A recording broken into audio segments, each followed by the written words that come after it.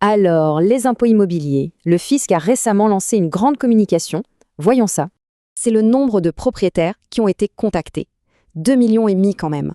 Tout est parti d'une campagne d'email fin mars. Beaucoup l'ont sûrement reçu. La grande question, c'est est-ce qu'il faut faire quelque chose? Pour qui et pourquoi? Tout se passe sur le service en ligne Gérer mes biens immobiliers. C'est là que ça se joue.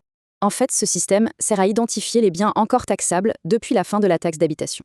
La bonne nouvelle, c'est que cette année, c'est bien plus simple. Le lancement de 2023 était compliqué. Alors concrètement, qui est obligé de faire une déclaration? La réponse est en fait très claire. Voilà le point crucial. On ne déclare GET que s'il y a eu un changement. Sinon, rien à faire. Pas de nouveaux locataires, pas de vente, alors aucune action n'est nécessaire. C'est aussi simple que ça. Maintenant, c'est intéressant de voir comment le fisc a ciblé les gens avec cette campagne.